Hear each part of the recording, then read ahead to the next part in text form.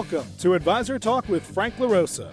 Brought to you by Elite Consulting Partners, it's the only podcast offering unfiltered guidance and direct advice for all things concerning financial advisors, RIAs, and the practitioners in the wealth management business. Learn more and subscribe today at eliteconsultingpartners.com/podcast. And now, here's your host, Frank LaRosa. Hey everybody, welcome to Advisor Talk with Frank LaRosa. I am your host, Frank LaRosa, and I am joined by the best right-hand person in the world, Stacey Frank. How you doing? Hey everybody, happy to be here. You look great. Thanks for joining me today. We all look good. Everyone looks good. I say thanks for joining me today, but I really wouldn't do this without you. So, I know. Anyway, so today, for those of you watching, if you have been watching our podcast, we appreciate you joining. Once again, if you're new to our podcast, and if you're only listening, don't forget to check out our YouTube podcast, which is Advisor Talk with Frank LaRosa on YouTube. You can go check me out on Instagram, which is franklarosa.elite. And they're not always like this if you're watching us on YouTube. We don't always do them in this form and fashion. Right, but they're never scripted. But they are never scripted. Never scripted. This is raw material. So we typically talk about what we're talking about during the course of the week, things that come up with our advisors, situations, deal issues, the psychological side of helping financial advisors make a move. And so we thought we're at the third day of our conference, our Ignite conference here in Mount Laurel, New Jersey. And what you can't see from here is off to the right. We have a list of a bunch of sponsors, independent broker-dealers, a few RIAs that have come here for the week to really talk to us about their firms and really get us to understand and dig deeper into why their firm is right for a subset of our clients.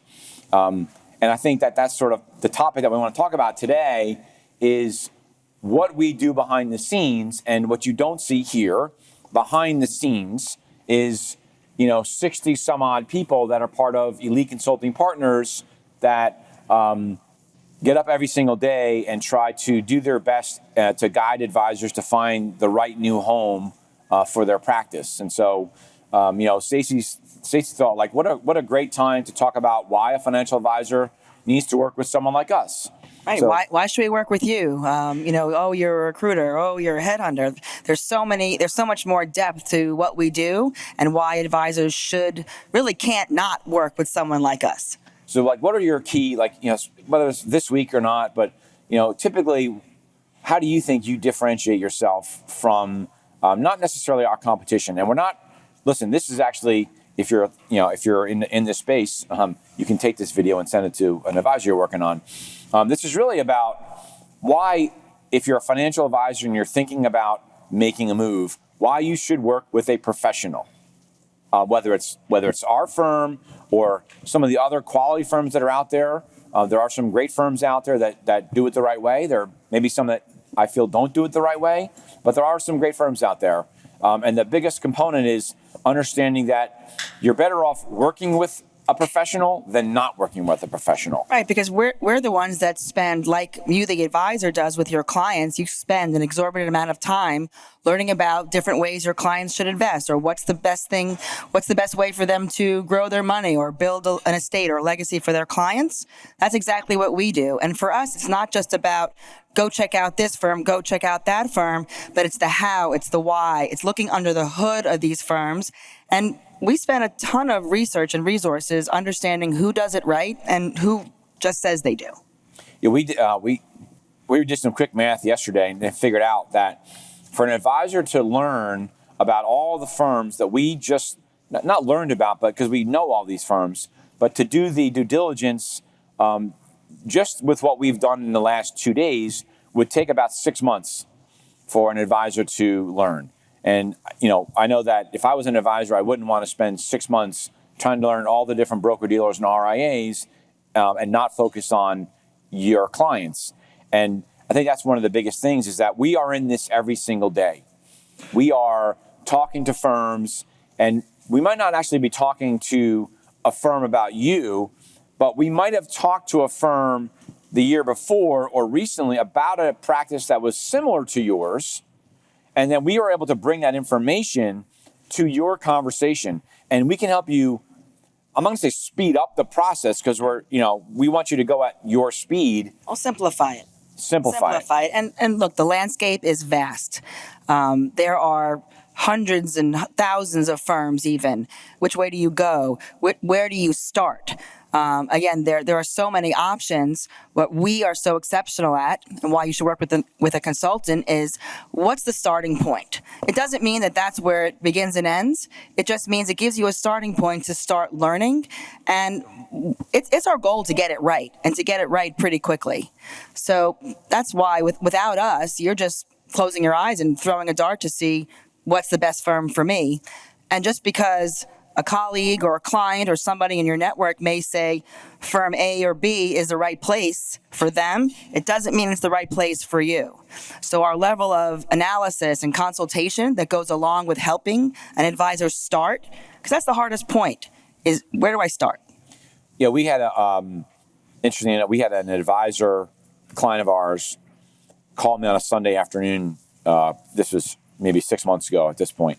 And a friend of theirs left one firm and went to another firm, and called this group and said, "Oh, you should come here. It's awesome, right? The water's warm," and all this other stuff. And so the advisor, our client, calls me and says, "What's the deal?" Because we didn't necessarily show the advisor this firm. And I said, "Well, it's a good firm. We work with them. I don't think it's the right firm for you, because of some of the things that you've told me. Yeah, but he said this. Yeah, but he said that." I said, "Well, he just moved, so he probably got a lot of money to move, so he's probably really happy. And although he went from a firm that we do business with to another firm that we do business with, so we're not beholden to any one firm, and we think there's a firm for everybody." And we are big on. I know the industry is moving towards independence. A lot of advisors, I think the stat we were shown earlier today is 71% of all advisors that are thinking about making a move are considering independence. But I firmly believe it doesn't mean it's right for everybody. Right, and our starting point is you, the advisor. It's really working with you, the advisor, the same way you work with your clients. If somebody came to you with, "I have $1 million to invest, what should I do with my money?" You hear us talk about that a lot. There's no one cookie cutter answer. We have to peel back the layers, peel back the onion, as we say. Advisors are made up of multiple facets of emotions and financials and their family and all these things. How can you just pick firm A that's going to, conquer all of those visions and dreams that you have? That's why working with somebody like us, a consultant, to help you uncover those things from the get-go. So our starting point is pretty close. Well, again, in the example is, not every $2 or $3 million. This is a much larger producer, but not every $2 million producer is the same. Their practice isn't the same. Their clients aren't the same. Their team isn't the same. They're different individuals. And so, what might be right for your buddy who went to, name the firm, right, and why they're happy, may not be right for you. And with this advisor that called, we made the introduction. We had them go through the process. Said, "Okay, fine. If you want to talk to that advisor, that firm, we'll go through that. But here are 4 or 5 reasons I think it's just not the right fit for you." And after a few months, it wasn't a long process. He was like, "Oh yeah, this isn't the right fit for me." And it's not that I wanted to say "I told you so," but I said it in a very nice way. I told you so. But I go back to, so when Stacey brought this topic up to me, and when she says all the time, "We work with you like you work with your clients," I go back to a period of time like in 2000, 2001. I was an advisor, and I had just enough of a book of business to have it burn up in flames during the 2000 tech bubble, right? I didn't really have a book. I really had like a pamphlet. But that was when, online trading, do it yourself. And, my buddy's going to run my money. He used to work at UPS, right? Not UBS, UPS, right? And he's investing in stocks like WorldCom and Global Crossings. And many of you in the room are probably too young to remember them, but it wasn't pretty. And the industry was like, "Oh, is the age of the financial advisor, the full service advisor, dead?" Right? And really good advisors doubled down and went after it, because the reality was clients of wealth and means shouldn't be and don't want to manage the money on their own. They need to seek a professional, because the professional is one that lives it every single day, thinks about it all the time, services their clients, so that the client, it's themselves, can go out and do the thing that made them the money that they've accumulated, right? Whether they're a business owner or a doctor or a lawyer, whatever it is, to focus on that. That's what we do for our clients that are financial advisors, right? Going it on your own is like you meeting a wealthy client and he says, oh, I just manage all my money at Schwab, right? I have 20 million bucks, I just do it at Schwab. There's going to be some that maybe can get away with that, but the bulk of them need estate planning needs, they need trust and wills, they need all sorts of stuff that, Schwab will claim that they can do that, but the reality is they need a financial professional to help them. And it's no different here. That's why I'm very passionate about this. If you're a financial advisor and you're trying to go this on your own, there are too many variables for you to try to do it on your own without making it a full-time job.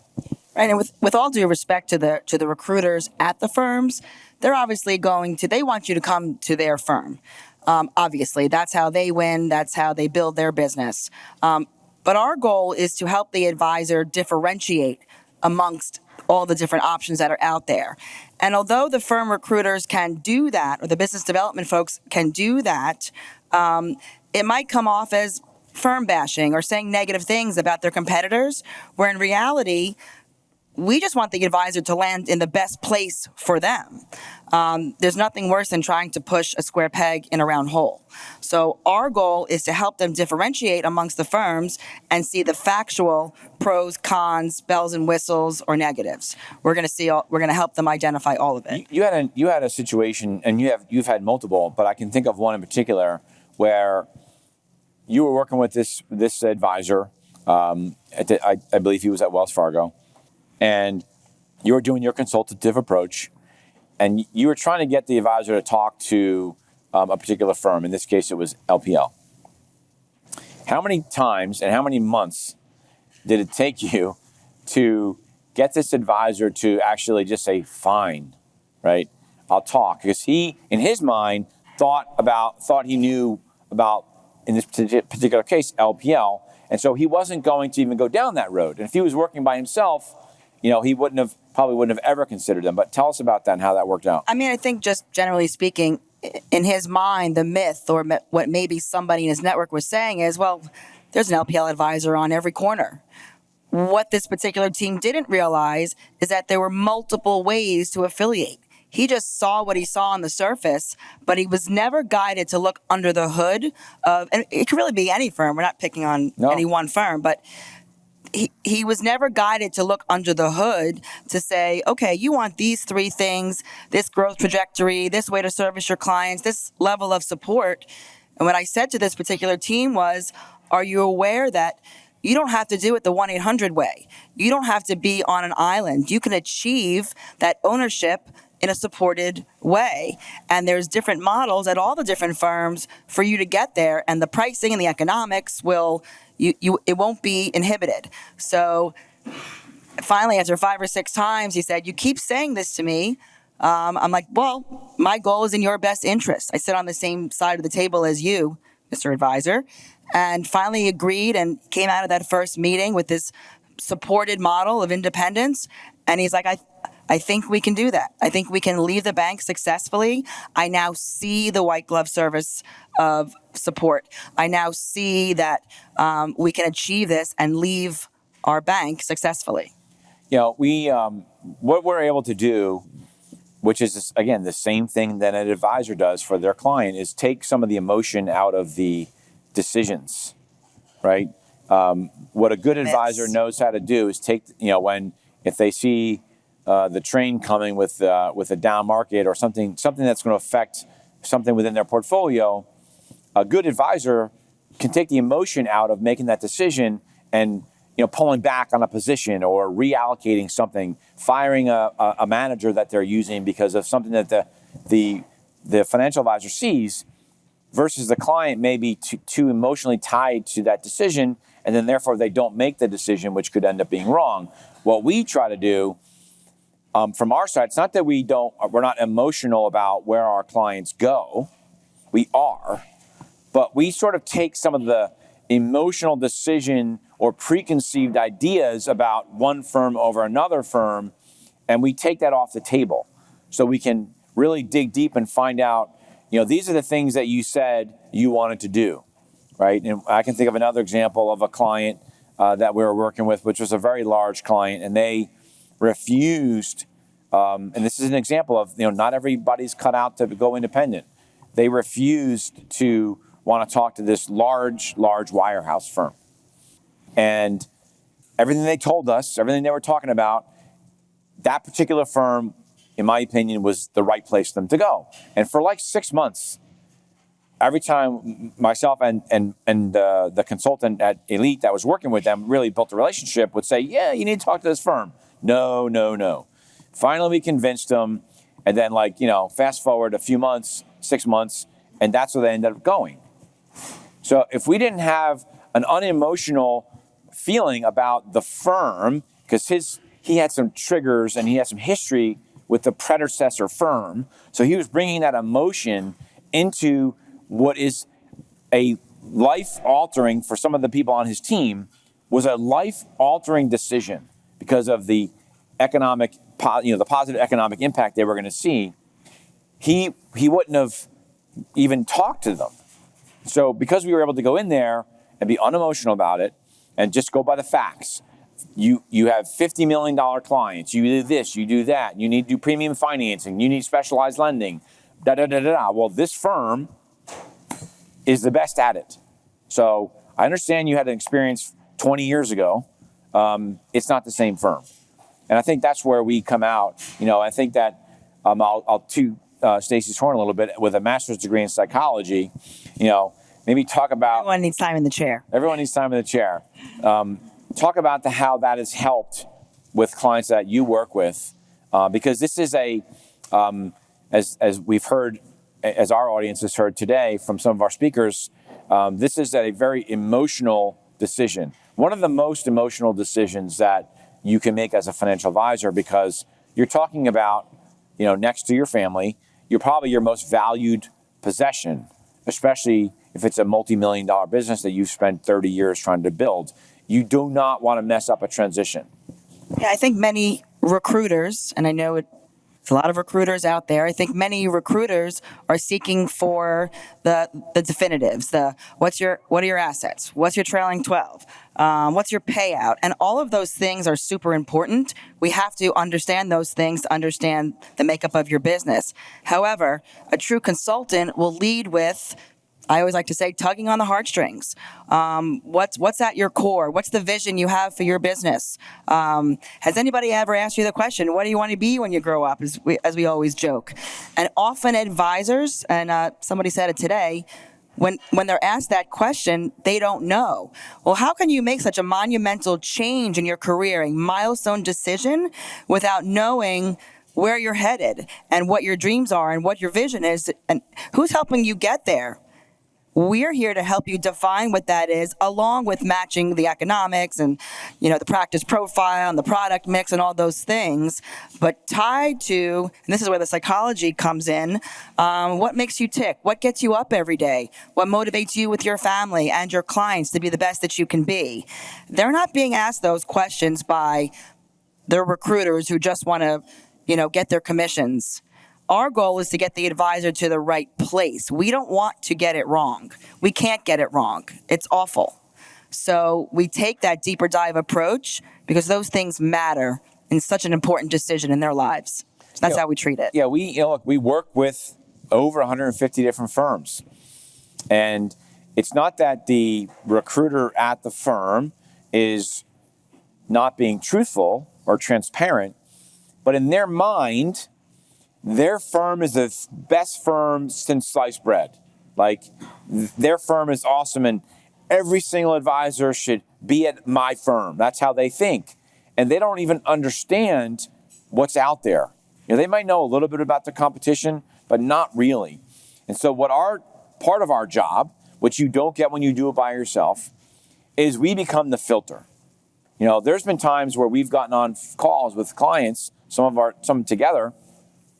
We've hung up. We've introduced the client to the firm.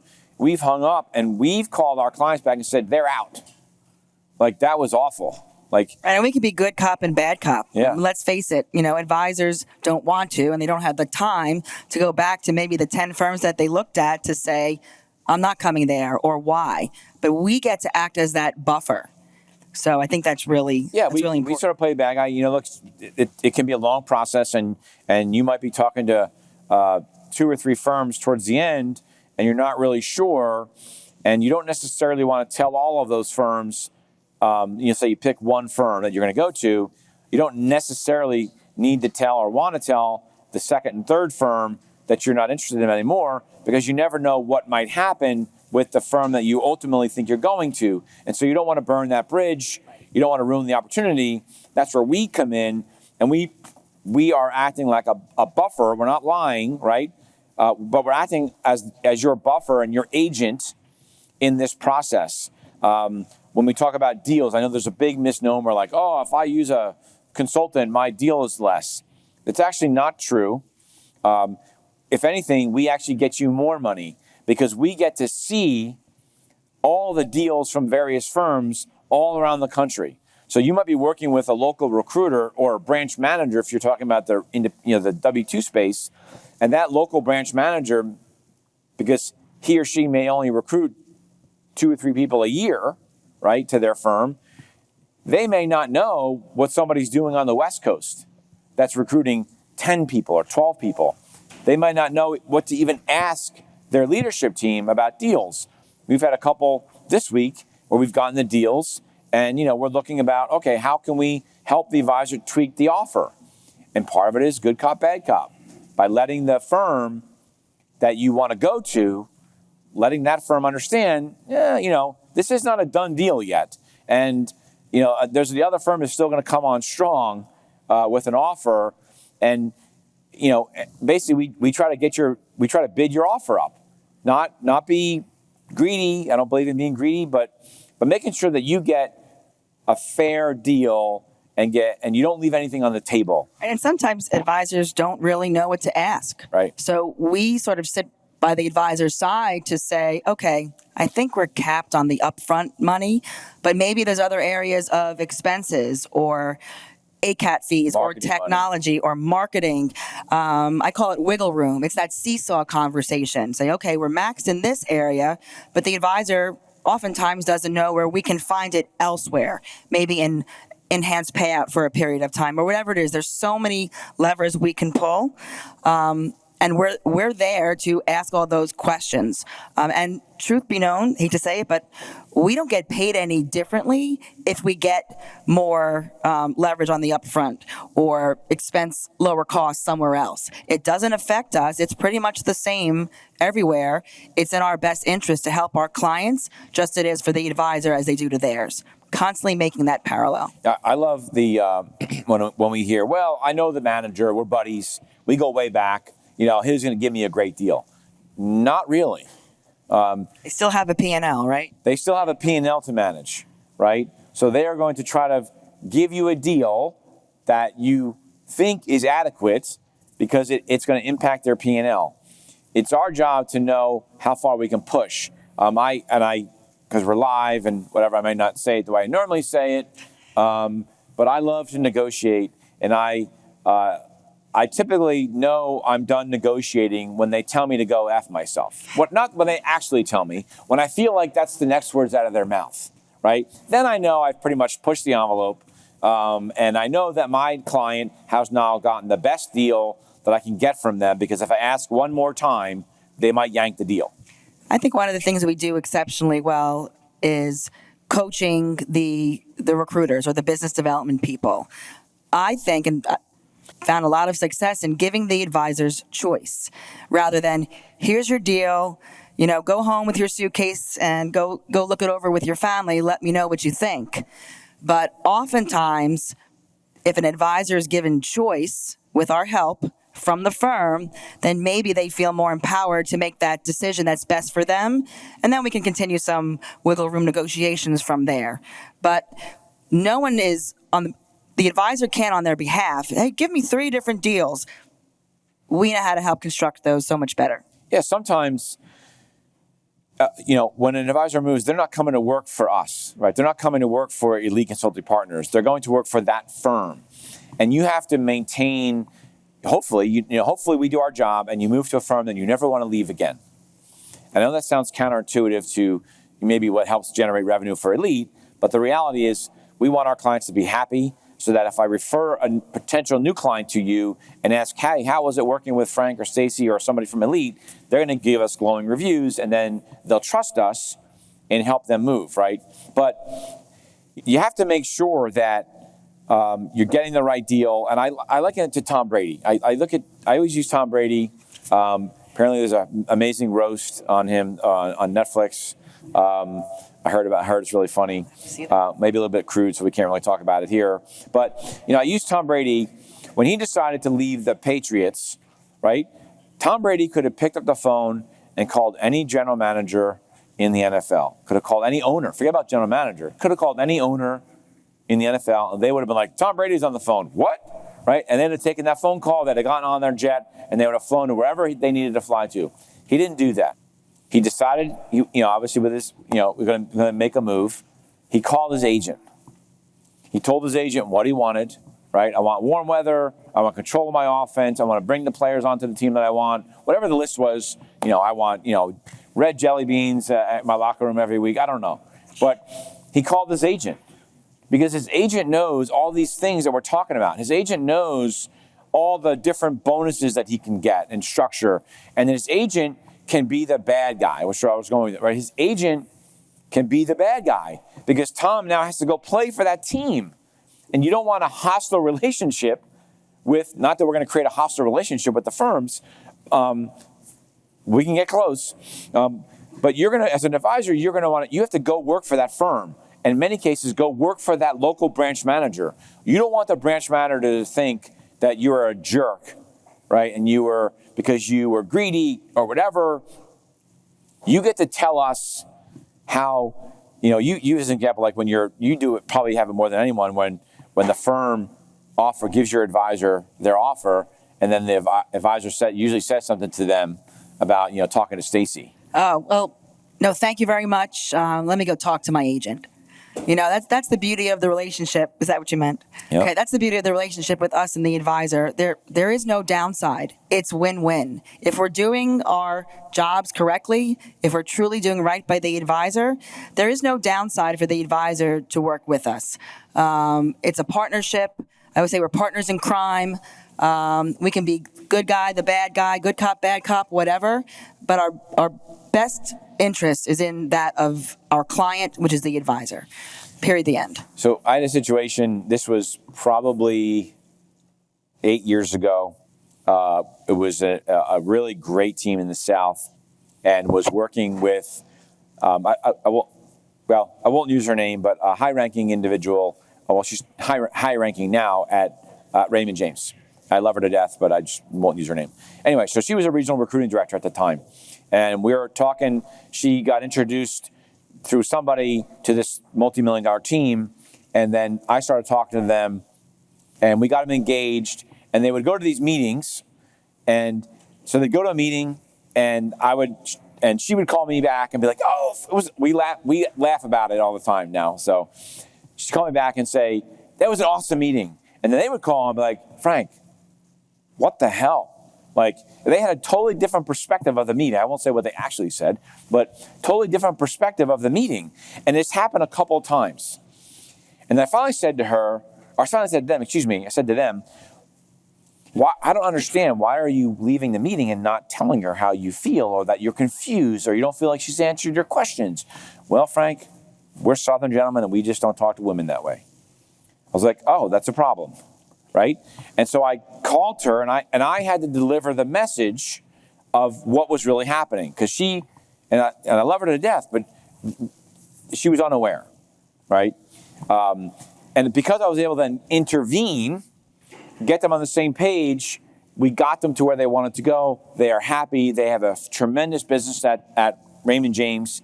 And but if that advisor tried to go it alone, right, and make that introduction because their friend introduced them, they would not be at Raymond James today because they never would have told her how they really felt. And that's the best part about a partnership with a consultant. Right. You know, obviously, here at Elite, we'd love you to be here with us, but that we spend as much time, we feel, working with the advisor as we do with the business development folks, and really helping make that relationship. Look, it's a marriage. It's a relationship that has to come together. It's going to be highs and lows, but we're there to help facilitate it in a way that the advisor, as the potential prospect or client, can't really do. But we can. We sit in the center of that relationship from start to finish, even if it takes a few years. And we all have those. Right. So anyway, that was a great way to wrap that up. So thanks for joining us. We hope that if you're thinking about making a move, you seek out the guidance of a professional, specifically this young lady right here, Stacey Frank. What's your email address if they want to get in touch with you? So Stacey at eliteconsultingpartners.com. Stacey, don't forget the E. That's the tagline. And your number? 856-816-6322. Great. And yourself? Yeah, and it's obviously Frank at eliteconsultingpartners.com. Don't forget to check out my Instagram account, which is franklarosa.elite. You can DM me if you have any questions, and I'll get you over to any number of the phenomenal consultants that we have here at the firm. I'm very proud of our organization. I'm very proud of the experience that we have here. A lot of former financial advisors, people that have been in the business for a long time. Tremendous talent. Tremendous talent that just know what it's like. So anyway, thanks for watching. Thanks for listening. If you're listening, if you have someone that you think is about to go through a transition and they are not really sure what to do because you don't know what you don't know, or they don't know what they don't know, forward this podcast to them, and we'll be happy to help them, be honored to help them. So thanks very much, everybody. Thanks, everyone. Thank you. That was cool. Thanks for listening to Advisor Talk with Frank LaRosa. If you're looking for more advice or solutions on any topics in the financial services industry, or you just want to subscribe to our podcast, head on over to eliteconsultingpartners.com/podcasts.